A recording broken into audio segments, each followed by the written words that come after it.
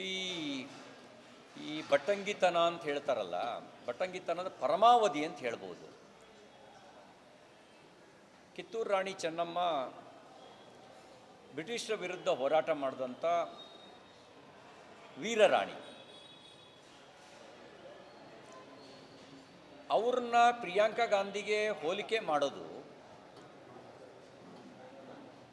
ಅದು ಕಿತ್ತೂರು ರಾಣಿ ಚೆನ್ನಮ್ಮ ಅವರಿಗೆ ಅಪಮಾನ ಮಾಡೋದು ಎರಡೂ ಒಂದೇ ಆಗತ್ತೆ. ಹೊಗಳಿಕೆಯ ಬರದಲ್ಲಿ ಮಾನಸಿಕ ಗುಲಾಮಗಿರಿಯ ಪ್ರದರ್ಶನವನ್ನು ಮಾಡಿದ್ದಾರೆ ಅಂತ ಅನಿಸುತ್ತೆ ನನಗೆ. ಮತ್ತು ಅವರು ದೇಶಕ್ಕಾಗಿ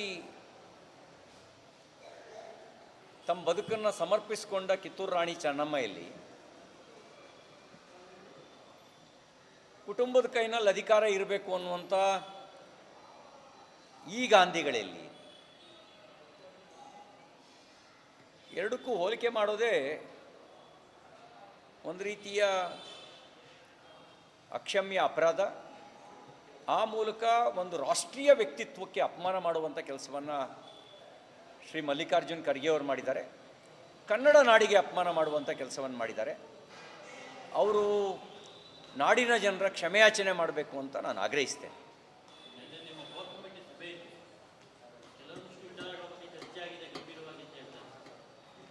ನಿಮ್ಮ ಊಹಾಪೋಹ ಪ್ರಶ್ನೆಗಳಿಗೆ ನಾವು ಉತ್ತರಿಸೋದಿಲ್ಲ. ಏನು ಹೇಳಬೇಕು ಅನ್ನೋದನ್ನು ನಿನ್ನೆ ಮಾಧ್ಯಮದ ಮೂಲಕನೇ ನಾನು ಹೇಳಿದ್ದೀನಿ.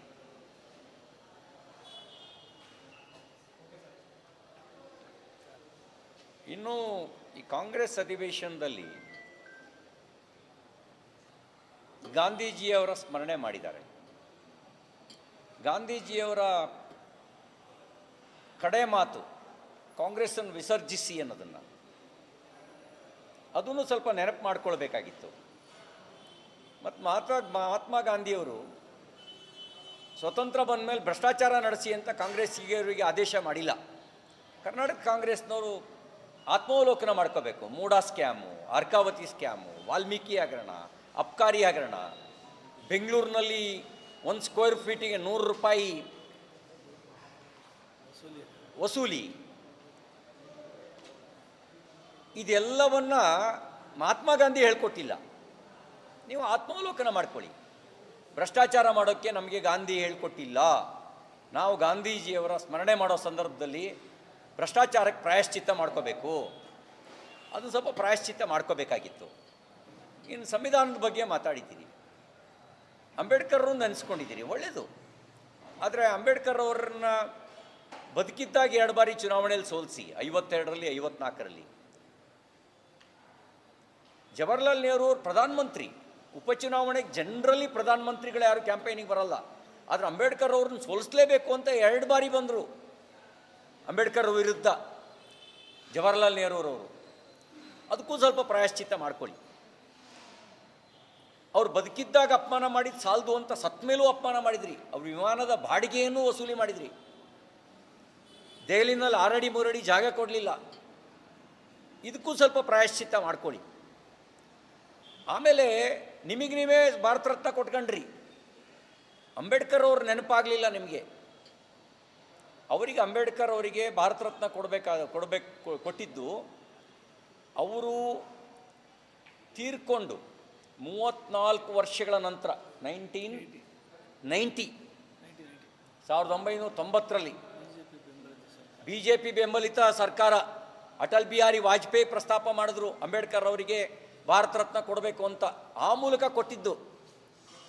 ಅದನ್ನು ಸ್ವಲ್ಪ ನೆನಪು ಮಾಡ್ಕೊಳ್ಳಿ. ಅಂಬೇಡ್ಕರ್ ಅವರ ಪಂಚಧಾಮಗಳನ್ನು ಅಭಿವೃದ್ಧಿಪಡಿಸಿದ್ದು ಕಾಂಗ್ರೆಸ್ ಅಲ್ಲ, ಭಾರತೀಯ ಜನತಾ ಪಾರ್ಟಿ. ಲಂಡನ್ನಲ್ಲಿ ಎಲ್ಲಿ ವಾಸ ಮಾಡ್ತಿದ್ರು ಅಂತ ನಿಮಗೆ ಗೊತ್ತಿತ್ತಾ? ಮಹಾರಾಷ್ಟ್ರದ BJP ಸರ್ಕಾರ ಮತ್ತು ನರೇಂದ್ರ ಮೋದಿಯವರು ಸೇರಿ ಲಂಡನ್ನಲ್ಲಿ ಅವರು ಬ್ಯಾರಿಸ್ಟರ್ ಪದವಿ ಪಡಿಬೇಕಾದ್ರೆ ವಾಸ ಮಾಡ್ತಿದ್ದಂಥ ಮನೆಯನ್ನು ಸ್ಮಾರಕವಾಗಿ ಪರಿವರ್ತನೆ ಮಾಡಿದ್ವಿ. ಮಧ್ಯಪ್ರದೇಶದ ಮಹುವಾ, ಅದು ಮಿಲಿಟರಿ ಬ್ಯಾರಕ್ಕು. ಸುಂದರಲಾಲ್ ಪಟ್ವಾ BJPಯ ಮುಖ್ಯಮಂತ್ರಿ, ಅವರು ಅದನ್ನು ಸ್ಮಾರಕವಾಗಿ ಪರಿವರ್ತನೆ ಮಾಡೋ ಕೆಲಸಕ್ಕೆ ಕೈ ಹಾಕಿದರು. ದಾದರ್ನಲ್ಲಿ ಅವರ ಅಂತ್ಯ ಸಂಸ್ಕಾರವಾದ ಜಾಗ, ಒಂದು ದೊಡ್ಡ ಪ್ರತಿಮೆಯ ನಿರ್ಮಾಣ ಕೆಲಸ, ಅಲ್ಲಿ ಕೆಲಸ ನಡೀತಾ ಇದೆ ಅಂಬೇಡ್ಕರ್ ಅವ್ರದ್ದು.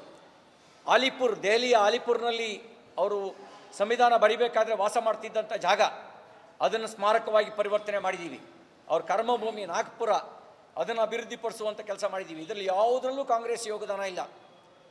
ಕಾಂಗ್ರೆಸ್ಸು ಅಂಬೇಡ್ಕರ್ ಅವರನ್ನು ಅಪಮಾನಿಸುವ ಕೆಲಸದಲ್ಲಿ ಮುಂಚೂಣಿಯಲ್ಲಿತ್ತು.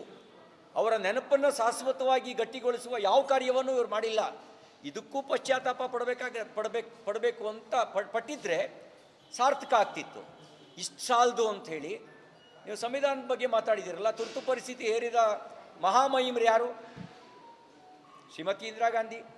Which party? ಸಿವಾಸ್ ಕಾಂಗ್ರೆಸ್ ಪಾರ್ಟಿ.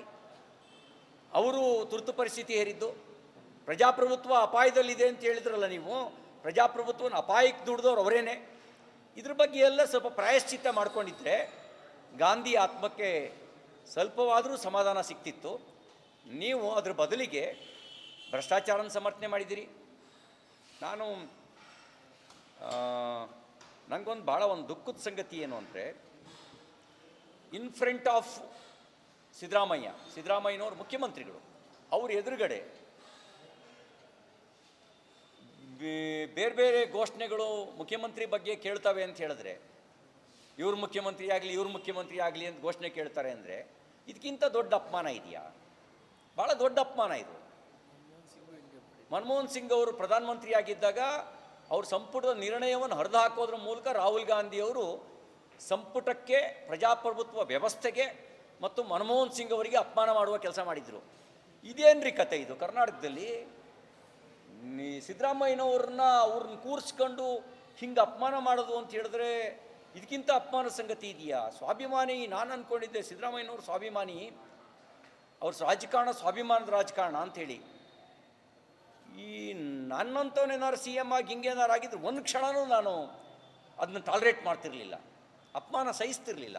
ಅದು ಹೆಂಗೆ ಸಹಿಸ್ಕೊಂಡ್ರು ಅಪಮಾನನ ಸಿದ್ದರಾಮಯ್ಯನವರು ನನಗೆ ಈಗಲೂ ಅರ್ಥ ಆಗ್ತಿಲ್ಲ.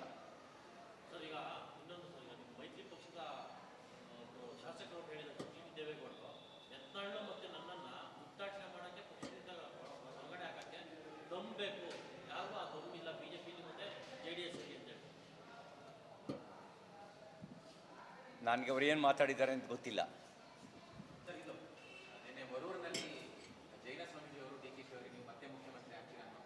ಭವಿಷ್ಯವಾಣಿ ಹೇಳಿದ್ದಾರೆ. ಈಗಾಗಲೇ ವಿನಯ್ ಗುರೂಜಿ ಅವರು, ಸ್ವಾಮೀಜಿ ಅವರು ಹೇಳಿದರು, ನನಗೆ ಯಾವಾಗ ನೀವು ಭವಿಷ್ಯ ಹೇಳ್ತೀರ ಅವಾಗೆಲ್ಲ ಏಟ್ ಬೀಳ್ತಾ ಇರುತ್ತೆ. ನೋಡಿ, ಯೋಗ ಇದ್ದವ್ರು ಯಾರು ಬೇಕಾದ್ರೂ ಮುಖ್ಯಮಂತ್ರಿ ಆಗ್ಬೋದು. ಆದರೆ ಒಳ್ಳೆ ಮುಖ್ಯಮಂತ್ರಿ ಆಗೋದಕ್ಕೆ ಯೋಗ್ಯತೆ ಬೇಕು. ಯೋಗ ಇದ್ದವರು ಮುಖ್ಯಮಂತ್ರಿ ಆಗೋದಕ್ಕೆ ಯಾರೂ ತಪ್ಸೋಕ್ಕಾಗಲ್ಲ ಯೋಗ ಇದ್ದರೆ.